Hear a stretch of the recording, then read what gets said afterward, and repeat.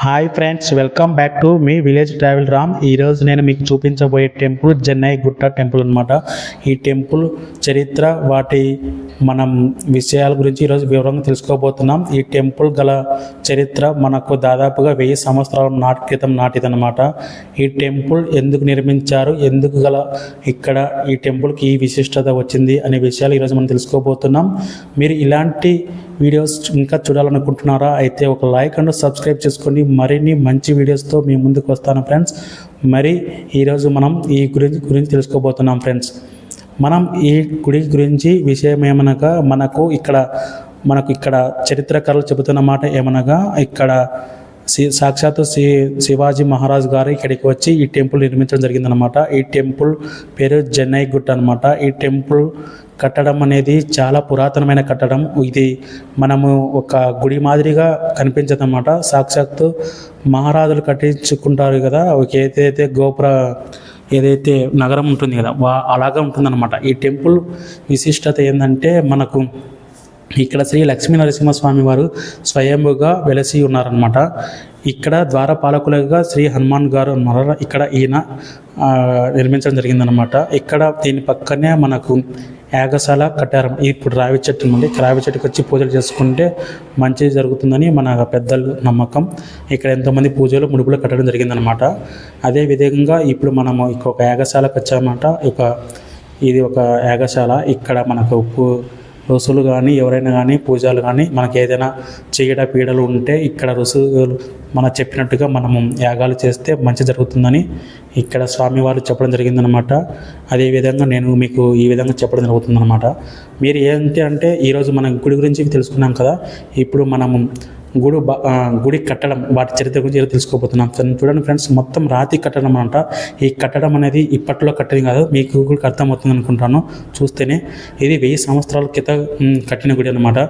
ఈ కట్టడం అనేది చాలా ఒక పురాతన, ఏదైతే మహారాజులు నివసిస్తారు కోట, ఒక కోటలాగా ఉంటుందన్నమాట. ఈ కోట ఇక్కడ కింద అడుగు భాగాన మనకు ఎక్కడైతే ఫిరంగులు, ఏదైనా మందుగును సామాగ్రి కానీ, మనకు సైనిక చర్యకు సంబంధించినవి ఏవైనా కానీ వస్తువులను ఇక్కడ కింద ఉన్న గుహలలో దాచిపెట్టేవారని ఇక్కడ పురాణాలు, ఇక్కడ స్వామివారు చెప్పడం జరిగిందన్నమాట.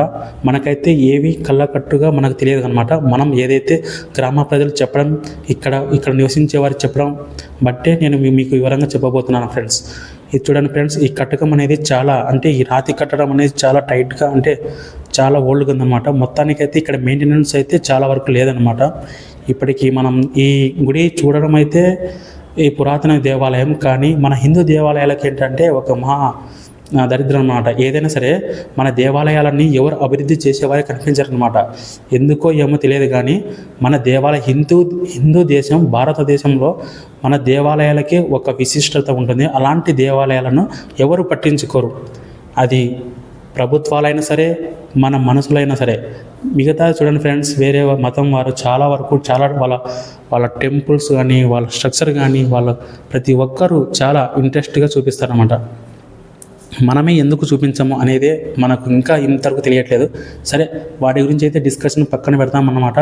ఎందుకంటే ఈ దేవాలయం గురించి విశిష్టత ఈరోజు తెలుసుకోబోతాం. ఛత్రగిరి శ్రీ లక్ష్మీ నరసింహస్వామి వారు వెలిచారన్నమాట. ఇక్కడైతే ఉయ్యాలన్నమాట.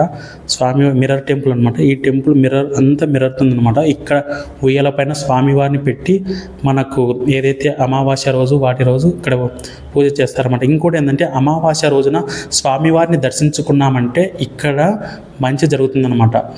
అమావాస్య రోజు నిద్రిస్తున్న కూడా ఇక్కడ వారికి ఏమైనా చెడు పీడలు అలాంటివి ఉంటే తొలగిపోతాయి అన్నమాట. ఎందుకంటే ఇక్కడ సాక్షాత్తు వెలిసింది శ్రీ లక్ష్మీ నరసింహస్వామి వారు. సో ఈ ఆలయ గోపురం అనేది చాలా విశిష్టతగా ఉందన్నమాట. మనం ఇక్కడ ఏదైతే స్వయంగా వెలిసిన స్వామివారు కాబట్టి మనం ఇక్కడ నిద్రించడం అనేది చాలా మంచిదన్నమాట. వీటి గురించే మనం ఈరోజు చాలా వివరంగా తెలుసుకున్నాం ఫ్రెండ్స్. ఇంకోటి ఏంటంటే, ద్వారపాలకులు అయితే ఏదైతే చెప్పాము కదా, ఇక్కడ ఇంకోటి వినాయకుడు ఉన్నారు ఫ్రెండ్స్. ఇక్కడైతే గుహ అన్నమాట. ఈ గుహలో ఇప్పుడు ఇక్కడ వచ్చేసి మనమైతే సాక్షాత్ మహాదేవుడు అన్నమాట. ఏదైతే శివుడు ఉన్నారన్నమాట, శివుని గోపురం అన్నమాట. శివుని లోపల శివుడికి ఇక్కడ అభిషేకం చేయిస్తున్నారన్నమాట. మనకు చాలా క్లియర్గా చూపించలేకపోతున్నాను, ఏమనుకోకండి. ఇక్కడైతే మొత్తానికి మన శివుని పూజ జరుగుతుందన్నమాట. ఇక్కడ మహాశివరాత్రి చాలామంది ప్రజలు వచ్చి ఇక్కడ పూజలు చేయిస్తారన్నమాట. అభిషేకాలు అర్చనలు చేయిస్తారన్నమాట. ఇది ఇంతవరకు మనం చూపించాం ఫ్రెండ్స్. మనం ఇక్కడ దేవాలయాలకు గల ప్రాముఖ్యత వాటి గురించి ఈరోజు మీకు చాలా వివరంగా చెప్పాను అనుకుంటున్నాను. శివుని పూజ అయిపోయిన తర్వాత మనము ఇక్కడ తులసి మాల కనిపిస్తుంది అనమాట. తులసి ఇది మామూలుగా అయితే ఇక్కడ ఎంట్రెన్స్ ఉంది. ఇది పురాతన చూడు. ఇక్కడ ఏదో నాకు తెలిసిన గుప్త నిధులు ఏదో తవ్వారనిపిస్తుంది. ఎందుకంటే ఇక్కడ మొత్తం శిథిలావస్థకు చేరుకుందనమాట. ఎందుకంటే పురాతన దేవాలయాలలోనే ఎక్కువ గుప్త నిధుల కోసం కొంతమంది వెతకడం జరుగుతుంది అనమాట. అలాంటిది ఇక్కడ ఏదో జరిగిందని నేను అనుకుంటున్నాను. ఎందుకంటే ఇక్కడ శిథిలావస్థలో ఉంది కాబట్టి. చూడండి, ఈ ప్రాంతం అంతా చాలా శిథిలావస్థ ఉంది. కానీ ఒక మంచిటి వాతావరణంలో అయితే ఇక్కడ ఈ టెంపుల్ నిర్మించడం జరిగిందని అనుకుంటున్నాను. ఇది ఈ టెంపుల్ విశిష్టత చూడండి, చాలా ప్రాముఖ్యత ఉంది. ఇక్కడ చూడండి, లోపలికి వెళ్తున్నాం కదా. చూడండి, లోపల ఏదో అయితే మొత్తానికి అయితే గుహ ఉంది. ఇక్కడ ఏదో ఒక అమ్మవారి ఫోటో అయితే పెట్టారు. ఎందుకంటే నాకు తెలిసినందులో అక్కడ ధ్వంసం అయిపోయిందన్నమాట. చాలా వరకు ఈ టెంపుల్ అనేది చాలా ధ్వంసం అయిపోయిందనమాట. మొత్తానికి ఈ టెంపుల్ హిస్టరీ అయితే చాలా వరకు మంచిగానే ఉంది. కానీ ఈ టెంపుల్ వాటిని పట్టించుకోవడానికి ఇక్కడ ఆలయ అధికారి ఇదైతే మొత్తానికి ఇక్కడ ఒక గుహ ఉందని కొంతమంది చెప్పడం జరిగిందనమాట. ఈ గుహ చూడండి ఫ్రెండ్స్, ఇక్కడైతే క్లోజ్ చేశారనమాట. ఇక్కడ నుంచి యాదగిరి గుట్టకు, గోల్కొండ కోటకు ఒక గుహ ఉందని అంటున్నారు. మరి అది ఎంత మటుకు నిజమైతే నాకైతే తెలియదు. ఎందుకంటే ఇక్కడ వాళ్ళు చెప్పడం అయితే జరిగింది, అదే మీకు చెప్తున్నాను అన్నమాట. ఇక్కడ చూడండి సార్, ఇక్కడ స్వామివారికి అదే ఇదైతే చెప్పాను కదా, ఆ గుహని లాక్ చేశారనమాట. ఆ గుహ ప్రాంతం అనేది అదే అనమాట. చూద్దాం. మొత్తానికి అయితే టెంపుల్ అయితే బాగుందన్నమాట. ఇక్కడ వాతావరణం, క్లైమేట్ అంతా చాలా బాగుంది. చూడండి, ఒక సిటీకి చాలా దూరంగా దాదాపుగా శిథిలావస్థలకు చేరుకుందన్నమాట టెంపుల్ అయితే. కేవలం మనము పైన ఇందాక చూసాం కదా, ఒక స్వామివారు ఉన్న ప్రాంతం ఒక్కటే కొద్దిగా నీట్గా మెయింటెనెన్స్ వరకు చాలా వరకు బాగుందన్నమాట. మిగతాదంతా అలాగే మనకు అంతా శిథిలావస్థలో పడిపోయిందన్నమాట. ఏదైతే ఏమైంది, ఈ టెంపుల్ కాస్త మాత్రమే రీడెవలప్ మోడిఫికేషన్తో ఒక టెంపుల్ని ఒక నీట్గా మెయింటైన్ చేస్తున్నారు అనమాట. ఏదైనా దేవతలకు మనం చేయడం అంటే మన హిందూ దేవాలయానికి ఇలా అనిపిస్తుంటాయి నాకు తెలిసినంత వరకు. ఇక్కడ మనకు ద్వారపాలకులుగా ఇక్కడ ఈయన వినాయకుడు కూడా ఉన్నారనమాట. వినాయకుడు ఈయన కూడా మనకు దర్శనం ఇస్తున్నారు. ఏదైతే మీ ఫ్రెండ్స్, ఇక్కడికి ఈ వీడియో అయిపోయిందనమాట. మరింత